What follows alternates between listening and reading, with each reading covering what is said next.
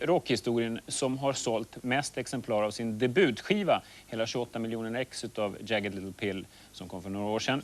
För några veckor sedan kom uppföljaren. Vi är extremt glada på redaktionen att få presentera kanadensiskan Alanis Morrissette.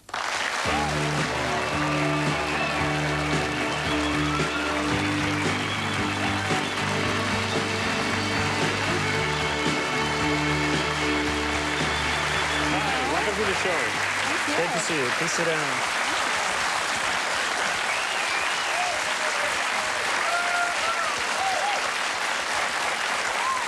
We're all fans of yours.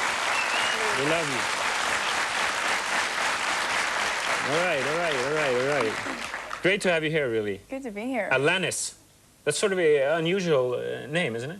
It's a Greek name, actually. My dad's name is Alan. Yeah, that's funny. Your dad is Alan, and Alanis would mean little Alan. Or Baby something. Alan, or I think in Greek it means a wolf that runs off away from the family, and the family always rolls their eyes about that wolf that runs off. You're kidding? That sounds That's logical. what someone told me. Yeah, that makes sense. Can I call you Al? Sure. And you can call me Betty. Okay. Or you can call me Sven. You know that? Sven. Yeah, you know, when Marlon Brando dated one of our famous Swedish jazz singers, he said to her, "Can I call you Sven?" Which is like a boy's name, so it was a joke. Thanks. I'm translating all of it. We're so happy that this album finally came. Oh, me too. It took 3 years, Yeah, or even more. It took, For us, it took 3 years. yeah. I got off the road after Jagged Little Pill, so it took about a year and a half. I took a year and a half off, and it took about 2 months to write it and record Only it. 2 months. Yeah. What surprises me with this is that the first album was extremely personal. And I can understand that you write an album like that when you didn't expect to sell 28 million copies of that. So you could, share a bit of your personal story with people. Yeah. But this album is even more personal, I would say. And you know people are going to buy this. There are going to be at least millions and millions of people listening to this. By default, yeah. Aren't you scared of that at all? You're not thinking about that? I think the fact that Jagged Little Pill was so vulnerable and I felt so empowered by it, it actually encouraged me to keep delving into that The same thing. place. Yeah. But it's like opening your diary for millions of people. It is. It's opening it for myself, and I think indirectly it winds up connecting with people or inspiring them or repulsing them, whatever it is that can help further define themselves. But still, can't you feel when this comes out and you know people listening, oh, why am I so stupid? Why did I write that? Why did this come out? I'm not afraid of anything. I have boundaries for myself, but the boundaries that I mostly kind of take into account are those of other people. Okay, because I was going to ask you about that. On this album, there's a song where you name old boyfriends. And friends, yeah. Okay, but mostly boyfriends. By name, actually. Aren't they boyfriends? Yeah, some of them Matthew, are... Jonathan, Terrence, Marcus, and Lou. Yeah. They're, you did your homework. Yeah. And they're real names, aren't they? They're actually, some of them are real names, some of them are nicknames. But I Okay. talked to some of these people, so... Have they given you a call afterwards? I actually called a few of them. The ones that I thought would especially recognize themselves in the songs, Yeah. I talked to them before the record came out. And What did they say? I gave them the option of my not putting the song on the record or that particular verse on the record, and each one of them, I did that with a couple of the other songs too, and each one of them said that they appreciated my coming to them, but Did I you should that? put it on, yeah. Because I would guess that somebody would get mad. It's Maybe. very personal. It's personal, but I'm not specific enough to kind of infringe. You know what? I'm going to let you use Christian on your next album. A song for me. Thank you, Christian, for making me feel so good in Sweden when I was there. Yes. Please come to You're LA so and emotionally sing. available Yeah. and welcoming. What I was thinking about, you've been singing so much about chaotic relationships. Your breakthrough single, You Ought to Know, was especially about one relationship. And then I read that your parents met when they were 12 years old. Is that true? That's very true. And they're still together? Yeah. Now, that's a little strange then. Are you sort of impressed by them, or is that not your way of living?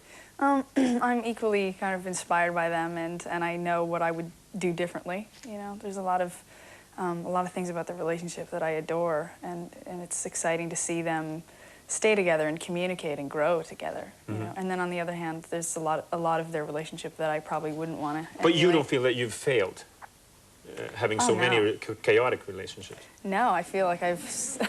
Thanks, again. No, I'm just... No, I don't feel like I failed at all. I feel like I've seen who I am in accordance to all those people. It's great, actually. Because you certainly are living in a different way than your parents then. Mm-hmm. And they love it. I mean, they enjoy watching me grow and live in a way that perhaps they didn't, you know. So they're growing at the same time I am while I'm going through what I go through. Okay. You have an older brother, and you have a twin brother. Yes, I do. That's true as well. Yeah. What does he look like? Well, we're two separate eggs because we're fraternal. Yeah. So I actually look a lot more like my older brother than my twin brother. Oh, is that true? What does the twin do? He is a yoga instructor. He has a school of his own in Vancouver, and a musician as well. He plays guitar and sings. Mm-hmm. And do you feel like a special relationship with him extra because you're twins? I think so. I never knew whether to attribute it to the fact that we spent so much time together or whether it was because we shared a uterus, but it's probably both. We let our graphics department at the show try to draw a picture of your twin brother, and this is what they came up with. Would you say that this looks like your twin? But that's him. That's him. Yeah. I think they did a pretty bad job at it, though. They just put a little mustache A on. little hair. I like that hair right there. Yeah. But I mean, he looks cool. If I would meet him, I'd talk to him. Yeah, he's cool. No problem. Yeah, he wears a lot of lipstick. Do you want to take this with you? Because I miss him, yes. Yeah. Keep it So you can look at it in the hotel room. Thank you so much. Okay. Alanis you're into triathlon. Did a few of them, yeah, last year. Triathlon in Swedish. Now that is running, swimming, and biking. Yes. Are you any good at this? I'm not a runner, but I love biking and swimming. So I used to be in a competitive swim team when I was little, and I love it so much, swimming. So you do train, you still train? A little bit, not as much as I was when I was doing them. Okay. Oh, so you don't do any races at all? No. Not while we're touring, but when I get off the road, I'll do another one, probably. Do you have your trainer with you on the road? No. No. But do you train on the road at all? I swim when I can, and Have you swimmed in Sweden now? not yet. But there's water in the city, and I'm very thinking much of water. diving in, yeah. But it's too cold, and you shouldn't drink it. Okay. You started. Why are you laughing? It's hard not to. I can explain to the audience why you're laughing. It's because you arrived in Sweden at 4:00 a.m. this morning. Yes, I'm and that can make happy. anybody tired and a little fnissig, as we say. And that's okay. Yes. You started your career at 10 years old as a child actress. You became a big star in Canada in a television series. Yeah, sort of. Yeah. Do you remember how was it to be like a child star? Has that affected you at all? It was, at the time, I didn't think it was unusual, but in retrospect, it definitely was. I was in a lot of environments where there were a lot of adults, and I felt as though I had to be mature and talk to them on their wavelength, when emotionally, obviously, I wasn't their age, so... Yeah, you were 10. Yeah. Yeah. I was 10, and... We're so happy to have you here. We're going to hear your new single in a few minutes. But before we let you go to the stage, I would like to play the angry game with you. Have you heard about that? Yeah, I heard a little bit about that. That is that they've told you about it. Yes. It's you look at each other, and then the first one who starts laughing loses. Now, where's the anger in it? The anger? Yeah. Yeah, I'm going to look a bit angry when I look at you. So that's my trick.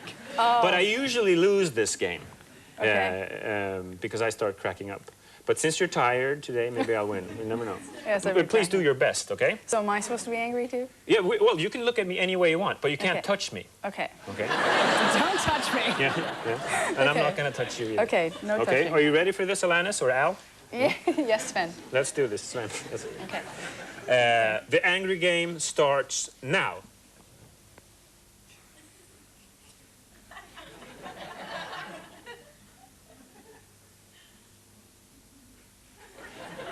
Are you thinking of one of the boyfriends here? No. You can't talk, sorry.